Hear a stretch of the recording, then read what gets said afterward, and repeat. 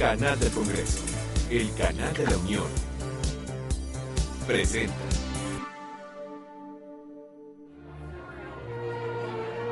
El señor don Valentín Gómez Farías, presidente del Congreso, conducido por varios diputados y arrodillado delante del Evangelio, juró enseguida. Hubo un momento de emoción profunda al ver al venerable anciano, al patriarca de la libertad en México, presentando el apoyo moral de su nombre y de su gloria al nuevo código político. Todos los diputados, puestos de pie y extendiendo la mano derecha, presentaron el juramento, oyéndose las 100 voces que gritaron: «Sí juramos».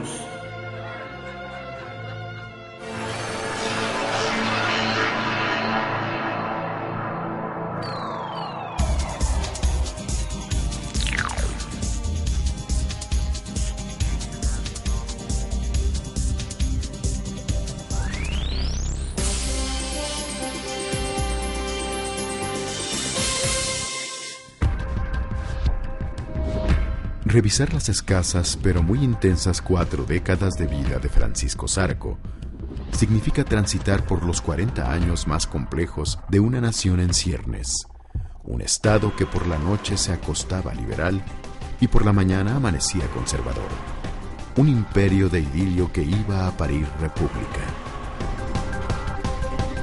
Francisco Zarco Mateos nació en la ciudad de Durango el 4 de diciembre de 1829. Y aunque su biografía apunta que asistió al Colegio de Minas y que dominaba tanto el idioma inglés, el francés y el italiano, se le reconoce como un erudito autodidacta que a muy temprana edad ocupó cargos de gran relevancia. Francisco Zarco realmente sí tenía una formación bastante amplia. Había cursado Derecho, también había cursado Teología y también Ciencias Sociales. Era un políglota, sabía inglés, francés, italiano. Estaba al pendiente de la literatura moderna. Entonces, realmente era una gente sumamente culta. Y sobre todo era un escribiente práctico, era un escritor público. Él va a empezar a publicar desde muy jovencito y podemos dar una fecha, los años 49, 50, cuando empieza a publicar en periódicos como El Demócrata, El Siglo XIX, el álbum de las señoritas mexicanas, o sea, va a estar publicando en todos los periódicos importantes de la época. Va a escribir sobre ópera, va a escribir sobre teatro, tiene un gran número de artículos sobre teatro y sobre todo cuestiones en una primera parte de artículos de costumbre y siempre estos artículos de costumbre con una idea de educar al pueblo, ¿no? Una idea bastante pedagógica. Fue a los 18 años oficial mayor de la Secretaría de Relaciones Exteriores en un país destrozado, cuando Manuel de la Peña y Peña trataba de salvar el país después de la intervención americana para firmar el Tratado Guadalupe Ocampo. Esa formación le dio a Zarco también una experiencia verdaderamente de diplomático y de relaciones. Fue varias veces secretario de Relaciones Exteriores, entonces también su lenguaje es muy amplio, no solamente es el de periodista o escritor jurídico, sí es un escritor político, pero también es un escritor costumbrista. Él se apegaba al auditorio. Zarco madura con premura entre las cuitas de un país sumergido en el caos, donde existen 2 bandos políticos antagónicos. Por un lado, un grupo aristocrático, pro-borbónico y partidario del centralismo, y por el otro, el de los yorquinos, compuesto por federalistas partidarios de la independencia. Este es el escenario donde se desliza sin pudor Su Alteza Serenísima, don Antonio López de Santa Anna, combatido por los Zarco desde 2 frentes. Con la pluma, el hijo, y con las armas, el padre, en la llamada Revolución de Ayutla de 1854. Las primeras divisiones tienen que ver con cómo se concibe construir a la nación. Entonces, el país básicamente se divide entre centralistas y federalistas, y cada uno se expresa a través de logias masónicas. ¿no? Porque eran las únicas formaciones o agrupaciones políticas que había en la época, ¿no? Es decir, después Mora y Gómez Farías organizan el Partido Liberal, pero y ahí es donde la lucha se concreta, en una lucha entre liberales y conservadores. Pensemos que él nace en 1929, es decir, 8 años después de consumada la independencia, y que entre la fecha de su nacimiento, digamos, y cuando él empieza a hacer periodismo, que es en 1849, 50, 51, pues México difícilmente puede ser considerado una nación integrada. Está apenas formándose. Y entonces está todo por hacer. Y en ese sentido la voz de Zarco como liberal, como periodista, pues es muy importante porque es capaz de hacer diagnósticos y proponer soluciones. En este México sin identidad, iletrado y dominado por la jerarquía eclesiástica, surge la necesidad de construir un aparato ideológico contrario al de la religión y con derecho legítimo a pensar con libertad. Es el nacimiento del periodismo mexicano. Efectivamente, durante la colonia, lo que imperó aquí funcionó un aparato ideológico muy importante, que es la Iglesia, que sigue actuando, ¿no? Y que es un aparato que ordenaba los pensamientos, que decía qué es lo que se tenía que pensar, qué es lo que no se podía pensar, qué temas se podían tocar, qué temas no se podían tocar, qué penas no se podían tratar, etcétera, ¿no? Entonces, efectivamente, los liberales se encuentran con que los conservadores tienen para sí o son apoyados por este gran aparato ideológico que es la Iglesia. Entonces los liberales construyen a su vez un aparato ideológico que se opone, que busca contraponerse al poder de la Iglesia. Un periodismo políticamente comprometido, liberal, anticlerical, nacionalista y romántico. Hay un texto que es así fundamental, que es cuando entra al Liceo Hidalgo, que va a ser el presidente, y él va a hablar justamente del estado actual de la literatura, y es casi una pieza de oratoria perfecta. Eso no lo digo yo como tal, sino Rosaura Ruiz fue quien lo empezó a decir, y que es una gran estudiosa de lo que es los estudios retóricos, los estudios clásicos, y ella va perfilando cómo es un exordio, cómo es la argumentación, o sea, es una pieza. Si alguien quiere aprender retórica dentro de la Cámara de Diputados, casi hay que enseñarles ese discurso que él da al entrar al Liceo Hidalgo, que por otro lado no es en la Cámara, sino es en una asociación cultural que está muy preocupada por definir cuáles son los valores de la literatura. A partir de los años de 1850, particularmente después de la derrota de los mexicanos frente a los Estados Unidos en el año del 48, empieza a transitar hacia el periodismo político, ¿no? Y entonces es un joven que pues va madurando. Y entonces lo que uno puede ver en los diversos editoriales es su crítica en contra de lo que se llamó en el siglo XIX el espíritu de partido. Vale hacer mención del escaso número de lectores que arrastra un país analfabeta. Por ello, en este periodo, la sátira en versos y la caricatura se vuelven tanto una fórmula de propaganda política como un arma temida por su penetración en todos los sectores de la sociedad. La caricatura política en México tiene una vieja tradición, es una tradición que se remonta a la era liberal, y efectivamente la caricatura era una de las pocas herramientas de difusión política a la que tenían acceso los sectores que no sabían leer. Un tipo que no había asistido a la escuela no sabía quién era Júpiter, pero sí sabía que el presidente ahí vestido con esos trapos se veía bien ridículo. Es una prensa totalmente combativa, y combativa no en el sentido como los panfletos o la folletería que se da a principio de siglo después de la Guerra de Independencia, sino que ya son posturas antagónicas que están definiendo cómo es que quieren que sea el país, ¿no? Por un lado el lado conservador, por otro lado el lado liberal, y las polémicas que llegan a tener en la Cámara en la Cámara se van a trasladar a lo que va a ser la prensa, ¿no? Lo llaman el ministro sarcasmos, ¿no? Pero con Z, sarcasmos, con la Z de Sarco, ¿no? Y él publica en la década de los 50, de 1850, el periódico Las Cosquillas, que lanza unas sátiras terribles contra Mariano Arista. Eso es lo que le vale el enojo de Arista y el encarcelamiento. Entonces, era muy chistoso. Es algo que no hay que olvidar. Estos señores todos tenían sentido del humor y se manejaban con sentido del humor y sabían insultar muy bien.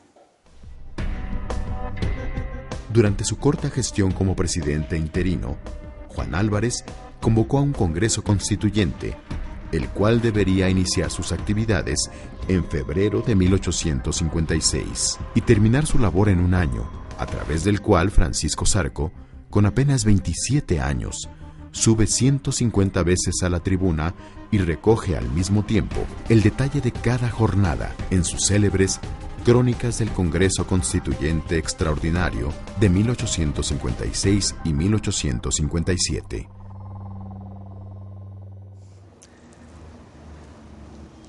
Este es uno de los libros fundamentales en la historia mexicana y en la historia del derecho mexicano. Y quería mostrarlo, son los 2 tomos de Francisco Zarco. Los 2 tomos de su historia del Congreso Constituyente. Es muy curioso darse cuenta que este libro tiene 2 volúmenes. El primero de 991 páginas, que es y el segundo, el tomo segundo, que tiene 876 páginas. Es decir, la misma obra suma 1857 páginas. Nosotros habitualmente leemos la historia del Congreso Constituyente escrita por Zarco como una fuente de información. Entonces desarticulamos los datos, acudimos al texto, sacamos los datos que nos interesa y los incorporamos en nuestros discursos académicos. Lo que yo creo es que ahora ha llegado el momento de ver eso como una unidad significativa por sí misma, propia del gesto de un autor, de un hombre de letras en su época. Él está en la Comisión de Relaciones Exteriores, pero también va a estar en la Comisión Redactora de la Constitución. Yo diría, es un punto de vista totalmente personal, que su aportación al constituyente es, primero como redactor, está en la redacción final, eso es evidente, y por el otro lado, que al estar comentando, más allá de la crónica parlamentaria, al estar comentando lo que se discute en el Congreso Constituyente, es su mayor aportación. O sea, su mayor aportación es más allá de lo que dice adentro de la Cámara, porque está creando una opinión pública afuera del recinto constituyente. Bueno, yo creo que esa Constitución, el legado más importante es que prioriza los derechos humanos. Antiguamente, antes de la Constitución del 57, los derechos humanos no estaban previstos en la Constitución Federal, sino que eran materia de las constituciones estatales. Y la Constitución 57 es la primera que establece una declaración de derechos del hombre, y así les llama, derechos del hombre, al principio de la Constitución en la técnica de las constituciones francesas, para denotar con eso que los derechos humanos son la base de las instituciones sociales. Yo creo que esa fue una de las principales participaciones que tuvo Francisco Zarco en el Congreso Constituyente de 1856-57, la defensa de la libertad de imprenta. En ese momento la discusión se centró en si la libertad de prensa debía ser restringida o no. La mayoría de los diputados liberales puros, los más radicales, opinaban que la libertad debiera ser absoluta y restricta. Los moderados, desde luego, estaban por posturas mucho más conservadoras en ese sentido. Pero a la cabeza de todos estos liberales puros, quienes dieron la defensa de una libertad absoluta a la prensa, fue Francisco Zarco. Hay que entenderlo contra quién combate. Es decir, hay toda una corriente conservadora en nuestro país que el ejercicio de las libertades simple y llanamente no les gusta y la combaten. Es decir, junto a la libertad de expresión Zarco defiende la libertad de tránsito, la libertad de organización, la libertad de comercio. Bueno, todo eso es hoy parte del sentido común, digamos, pero vale la pena ver cómo se forma el sentido común en una determinada sociedad. Y yo creo que ahí los aportes de Zarco y su generación, porque no es solamente eso, y su generación son muy importantes. Yo he llegado a decir que las coordenadas de la discusión que pusieron los liberales del Congreso Constituyente 56 y 57 siguen siendo las coordenadas en las que se da hoy el debate público en nuestro país. Como diputado y periodista, Zarco alcanzó el mejor momento de su carrera entre 1855 y 1861. Convencido de que solo el análisis cotidiano de la situación política podría orientar al pueblo y crear una opinión pública. Él concibe que la opinión pública es importante y que hay que darle los elementos de juicio, hay que darle los elementos que van a terminar por afectarlo a ellos. Por eso él participa en las discusiones, defiende los postulados del gobierno liberal y después se lo lleva a la gente. Zarco es uno de los que contribuye a acabar con este mito de la objetividad periodística, del periodismo desapasionado.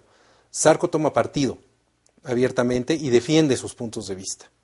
Presenta a él argumentos y la crónica parlamentaria que él hace no es solo el frío reflejo de una discusión, sino que él orienta, arroja una luz determinada sobre los temas que a él le interesan y defiende esa perspectiva. Hay que recordar que el grueso de los liberales mexicanos, que son los hombres que al final de cuentas forjaron esta patria en serio, casi todos fueron periodistas.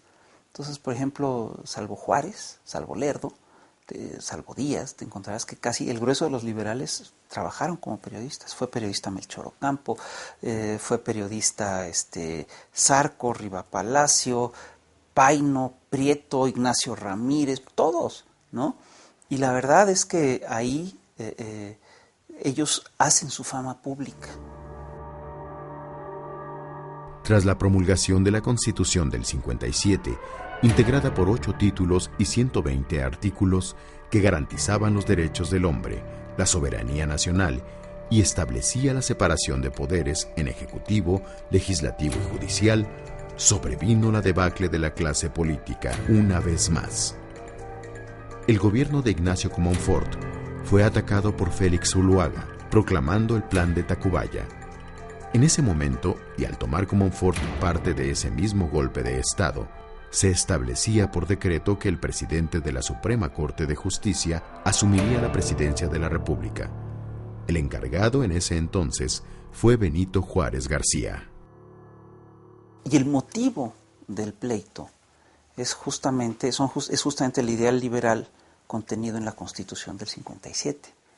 Los temas son claros, es decir, es básicamente el Estado laico, el derecho a tener un Estado laico, la separación de Iglesia y Estado, el derecho a tener, digamos, un registro civil, entierros no religiosos, y por supuesto la libertad de imprenta, ¿no? Ahí es cuando los conservadores se lanzan con todo contra los liberales y están dispuestos a todo con tal de acabar con los liberales. Terminan, es decir, se lanzan a la guerra de 3 años, ¿no? Es una guerra que termina en el 61, es una guerra terrible, sangrienta, que ganan los liberales. Y los conservadores, al verse acorralados, buscan alianzas en el extranjero. Entonces buscan esta alianza con Francia para restablecer una especie de imperio mexicano. Zarco es el hombre fuerte de Juárez, fue ministro de Relaciones Exteriores, fue ministro del Interior, o sea, era una parte importante del gabinete de Juárez, que incluso deja sus cargos, Zarco, para irse de legislador y después contarlo. Y a lo largo de 1800, segunda mitad del 58, 59 y 60, en la clandestinidad sigue escribiendo. Y uno de sus mejores textos reflexiona sobre las matanzas de Tacubaya en 1859. Pero va más allá de la reseña de la batalla de Tacubaya y empieza a reflexionar acerca del desarrollo de la historia nacional. Y eso significa un paso arriba. Eso significa un paso arriba porque entonces plantea desde la colonización, ¿no?, cómo se ha dado la conformación de la sociedad mexicana, cómo se ha dividido ideológicamente, cuáles son sus características sociales y sus deficiencias económicas y qué es lo que está sucediendo en ese momento. O sea, explica el proceder de la guerra de reforma más allá de la reseña de la batalla de Tacubaya. Luego de 3 años de lucha fratricida, Juárez y los liberales triunfan sobre los conservadores. Sin embargo, otros intereses se cernían sobre la apetitosa República Mexicana.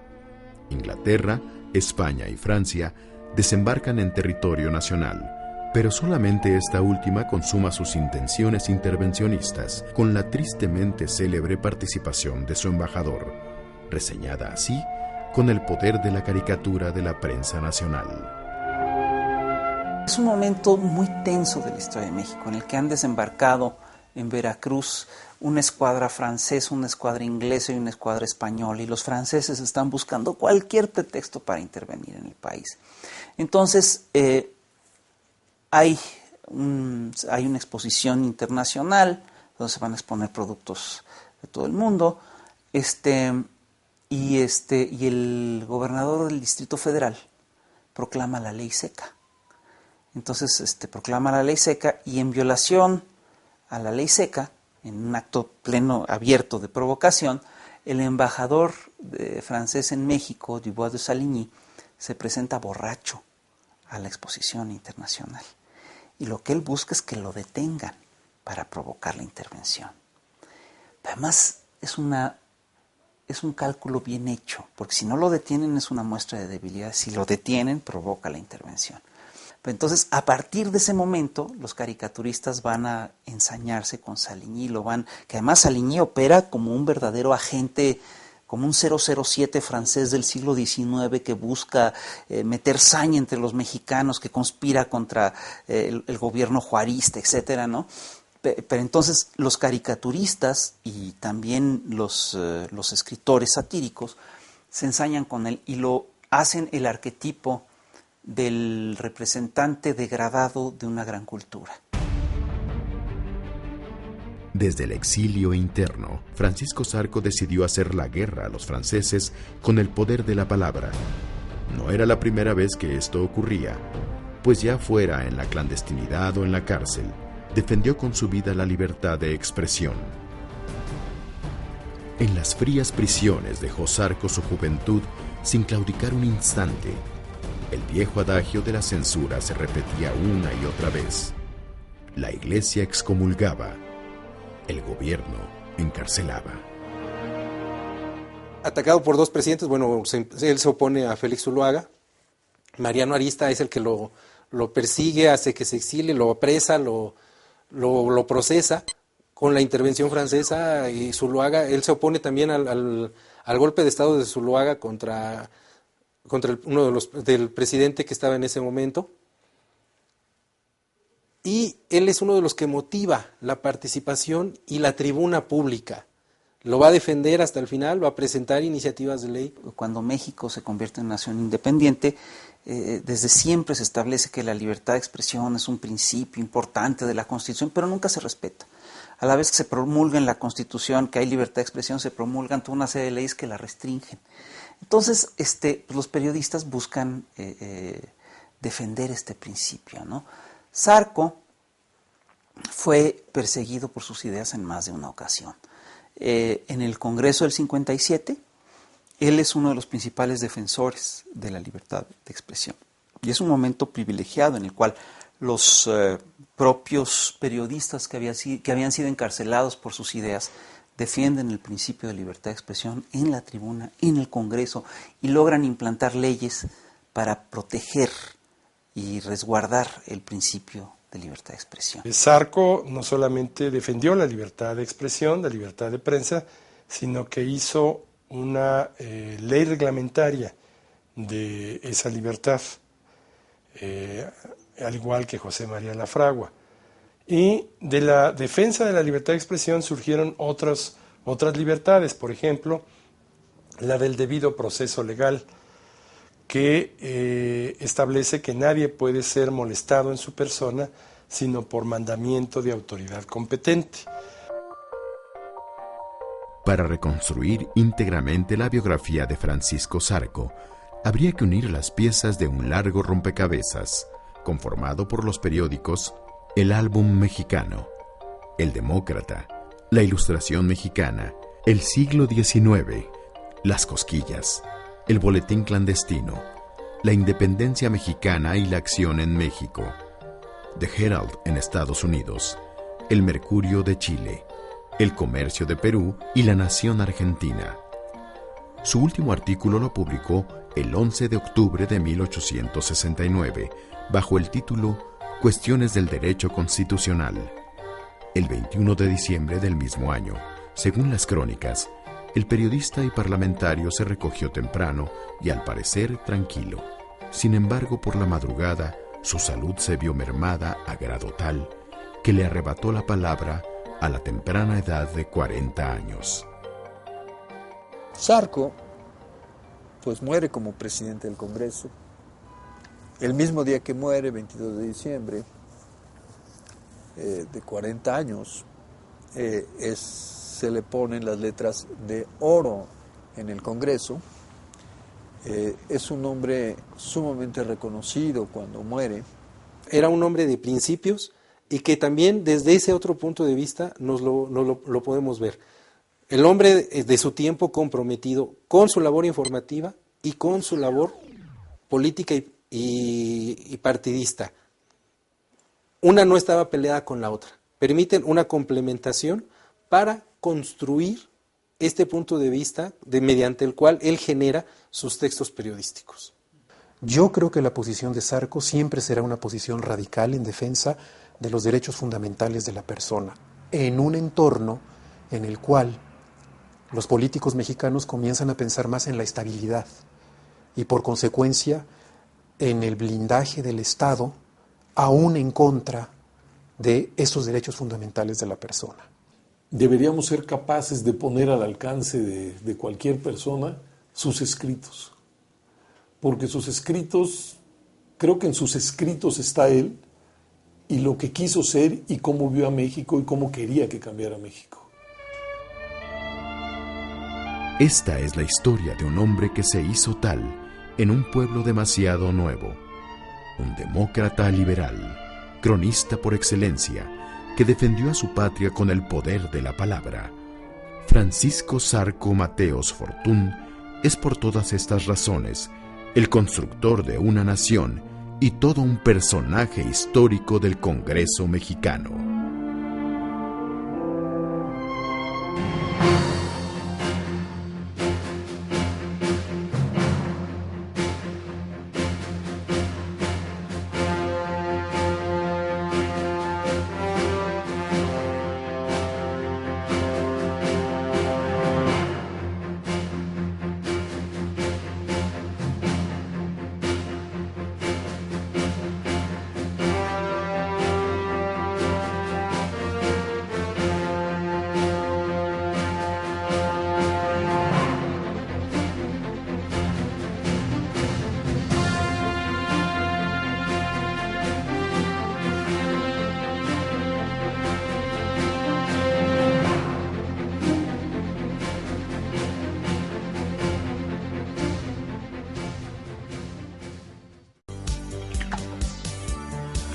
Canal del Congreso, el canal de la Unión, presentó